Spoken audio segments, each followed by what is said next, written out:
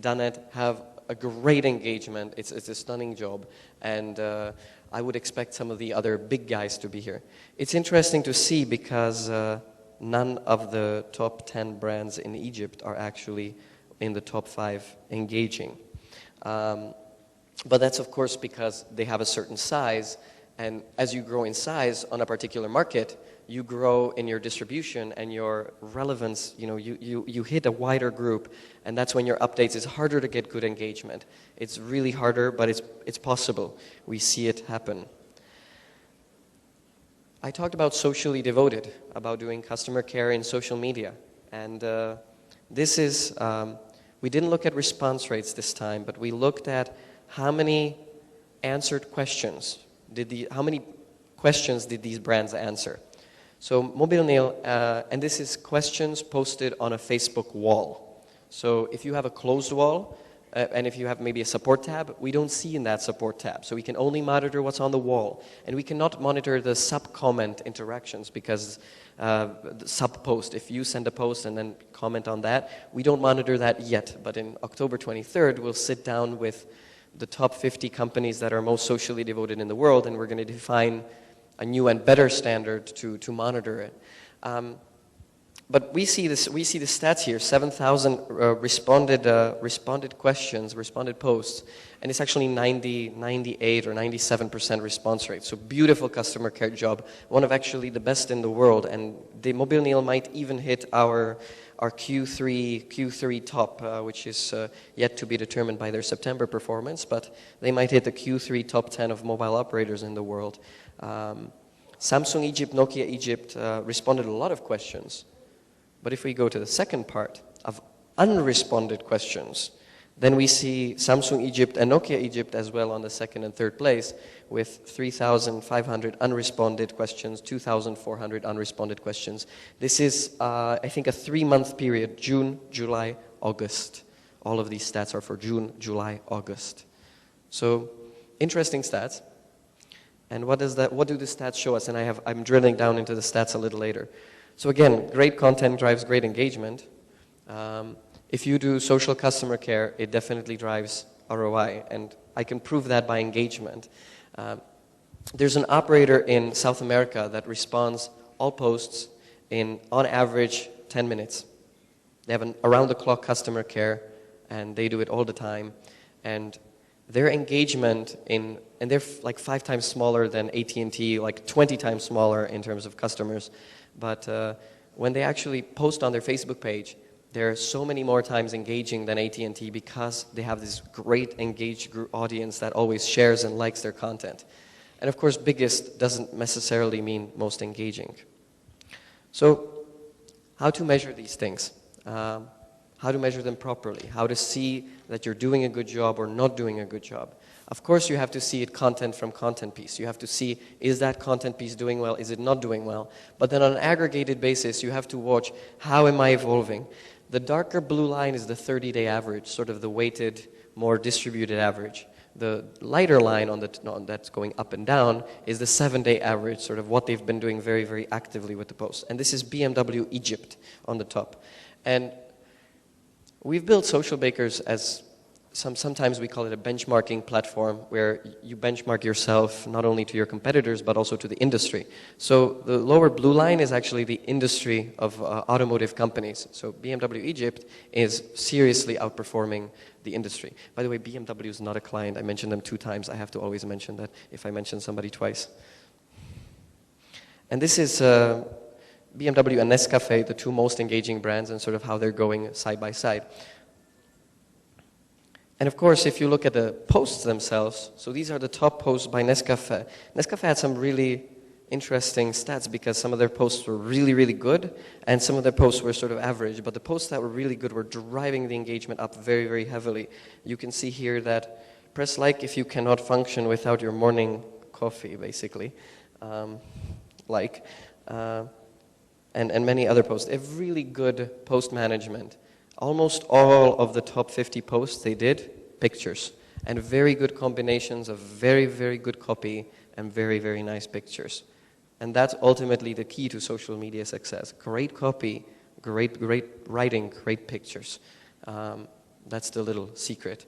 And of course, you have to look at virality of your content, because if your page content is not viral, then it's not going to work out. So of course BMW shares beautiful pictures of their cars, and they've got tons of ways to photograph them. So they have very, very shareable content. So this is the number of shares. They had 8,000 shares just in the last month on their Facebook page, which amplifies to always the average number of a certain number of friends.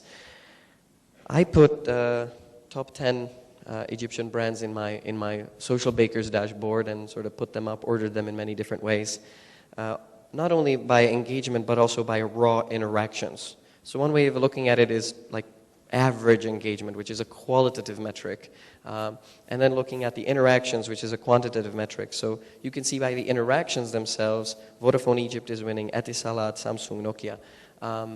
So this is the top 10 ordered by interactions. Of course, if you're not in the top 10, and I did not order you inside this. So also looking at the Twitter side, so Vodafone Egypt has a closed wall for the Facebook page comments. They have a support tab, they answer in the comments, but they have a closed wall for new posts. But they don't have it on Twitter, and they actually respond everything on Twitter. Every mention. It's 89% on questions and 75% on normal posts, which is 3,300 responses just in the last month, which is quite impressive. So people really, really go and ask them a lot. And I would assume the team size of a team responding 3,300 questions would be between 2 and 5 people. Am I right? Something like that? More? Vodafone here? How many people? You guys? 10? 10 is good. So some case studies on and I already mentioned this during yesterday's panel. Vodafone UK has some great customer care channels in social. They really do a great job. They respond in about an hour. But more importantly, they make money on social, they save money on social, and they have better customer experience and customer satisfaction through social media. And that's amazing. That's sort of all three hit. They create a revenue of £1 million a year in upsells of these customers directly associated with them dealing with the customer care.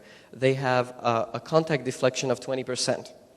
What that means on a yearly basis, on a group of 1 million people being nurtured through customer care and social media, if you have 20% less contact points with your other much more expensive channels, it's a cost saving of £3 million a year.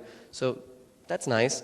And the average net promoter score of Vodafone in the UK is quite bad. The telcos don't have a good position in the UK. It's like 35, 38%. But their social media net promoter score is actually 78%. So it's basically a love brand in social media. So this is one thing to think about. Social media is not only about ROI, it's also about ROI, but it's also about retention. It's also about customer satisfaction. It's also about nurturing your people that you have in your community. Because if you don't do that, if you don't build the people through that cycle, it's not going to work out for you. We work with a Turkish mobile operator called Avea. When we started working with them, we still retain that creative team and work on like 5 or 10 clients that we work on some campaigns for them. So we went to them and said, hey, let's do something, because the Turkish market was really bad. The largest page on the market had 140,000 fans out of like 20 million. And we're like, well, somebody deserves to really grow fast here. And we saw the opportunity, and we did an application where you had to pair your Facebook, your mobile phone, and your email in an app. And why would people do that? Because they got 2,000 minutes for free for calling. But they only got it for 7 days. So the average usage of that was quite high, surprisingly, about 400 minutes. But 1 million people used the application. All of them became fans. All of them approved a data policy. And all of them now have Avea has a Facebook UID, mobile telephone number of every person, approval to contact, and an email, and of course, let's not forget all the interest information. And because Avea is 80% a prepaid mobile operator, they do not know anything from the interests of their fans. So now they knew, and they created micro segments like a CRM that they communicate to people that like this popular Turkish singer or that like this actor, and they create small campaigns for these people. And they also call up their most, the customers that are most active in social media. They call them up and say, "Are you happy? Good, good, thank you very much." They don't mention anything about social media, just said, "Are you a happy customer? Thank you very much." And of course then they monitor the group if they write about that experience in their Twitter, in their Facebook, because they have a beautiful CRM linking it. And I think that's one of the most evolved companies in the business. So having that information connected, even though their competitor Turkcell goes up and has 2 million fans, and they're much bigger of an operator, Turkcell, they don't care, because they've got all of them connected through Facebook UIDs and mobile numbers, and that's much, much more valuable for them. So it's always about a Facebook sort of centric strategy, but you can have additional value, create additional value from Facebook that is not only Facebook centric. We work with a lot of agencies. We have nearly 1,000 customers, and over half of them are agencies. And these agencies work with us in many ways. They sometimes just buy our dashboard and sort of figure out the reports for the clients. They pull out PDF reports. They monitor the content, because they sometimes manage the content on behalf of the clients. But some agencies, they go beyond that. They start creating services on top of our services. So Riot, other than having some great success with as a company, and as they have a great amount of clientele and by using our tools, but at the same time they make new revenue sources by taking social media intelligence and basically labeling, for example, the customer care posts and looking at the top issues that the people have every month. Now, we won't do that for you because, we only have a very limited amount of people that speak Portuguese in the company, specifically 2. And so we won't be able to do 2,000 posts in a month. Or 5,000 posts in a month, and figure out their categorization.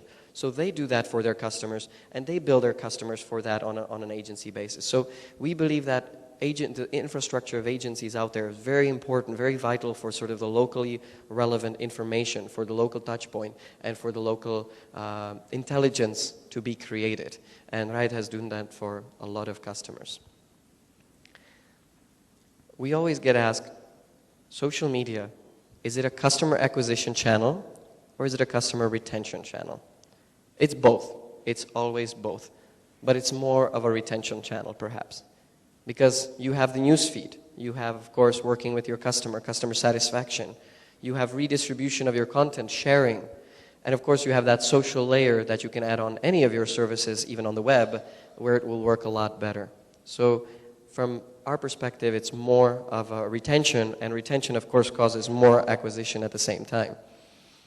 We also look at it like there is no campaign that you do on Facebook that should be outside sort of your presence. You have a Facebook page, and you have probably many tabs on it. You can switch them practically on a daily basis, which is not smart to do, but you can do that. And of course, there's applications on Facebook. There are some longer-term applications, there are some shorter-term applications, but every time you do them, the Facebook page should be your center, or your Twitter profile or anything, and of course leading into a social CRM or such, because the companies that are going to do that, the companies that are going to put their contacts in a social CRM are going to be the winners, and that's where they're going to invest their brand for the next 20, 30 years, because that's where they're going to be able to communicate with their customers more effectively than anybody else. Most of you probably know Social Bakers as only the site, go-to destination for social stats. Good. But we do slightly more things. So, and this is just a screenshot of the new version. We have a dashboard. We have the analytics dashboard where companies go and set up their great analytics dashboard to know, how am I performing in social? How was I performing yesterday? How was I performing last month? What is my best content? Comparing one to another profile. But also we look at markets, because we believe one angle is looking at profiles.